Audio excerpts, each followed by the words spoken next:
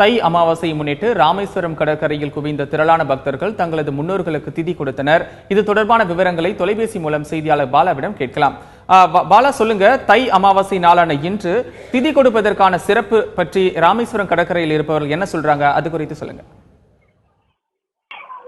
ராமேஸ்வரம் என்பது ஒரு புண்ணிய சித்திரம். இது தீர்த்த மூர்த்தி ஸ்தலமாகவும் பாவ விமோசன ஸ்தலமாகவும் விளங்குவதன் காரணமாக இந்த ராமேஸ்வரத்தில் அமாவாசை காலங்களில் தங்களுடன் வாழ்ந்து மறைந்த முன்னோர்களுக்கு திதி கொடுத்து அவர்களை நினைத்து வழிபாடு நடத்தினால் அவர்களுடைய அருள் நமக்கு கிடைக்கும் என்பதன் காரணமாக தமிழகத்தில் இருந்து பல்லாயிரக்கணக்கான பக்தர்கள் ஆடி அமாவாசை, தை அமாவாசை, மகாலயபட்ச அமாவாசை அன்று ராமேஸ்வரத்தில் குவிந்து வருவது வழக்கம். ஆனால் இன்று தற்பொழுது தை அமாவாசையை முன்னிட்டு தங்களுடன் வாழ்ந்து மறைந்த முன்னோர்களுக்கு திதி கொடுத்து விட்டு கிட்டத்தட்ட பல்லாயிரக்கணக்கான பேர் இந்த புனித அக்னி கடற்கரையில் புனித நீராடி வருகின்றனர்.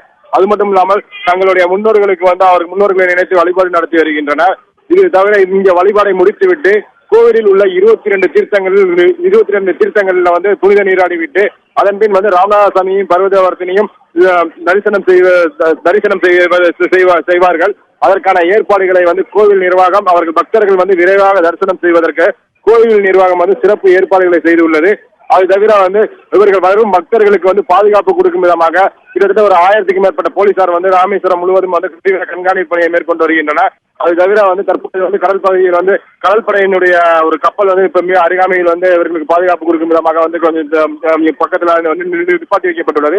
இது தவிர கிட்டத்தட்ட ஒரு 25க்கும் மேற்பட்ட கடற்படை தீயணைப்பு வீரர்கள் கடற்கரை பகுதியில் இவர்களை கடலுக்குள் அதிகமான ஆழத்திற்கு செல்ல வேண்டாம் எனவும் தெரிவித்து வருகின்றனர்.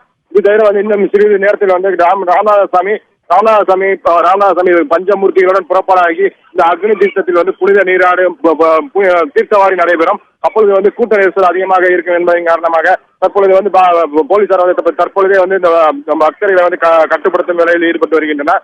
அது தவிர இன்று அமாவாசையை முன்னிட்டு கோவிலில் அதிகமான பக்தர்கள் அதிகமாக வரக்கூடும் என்பதன் காரணமாக இன்று முழுவதும் கோவில் நடை திறக்கப்பட்டு இருக்கும்.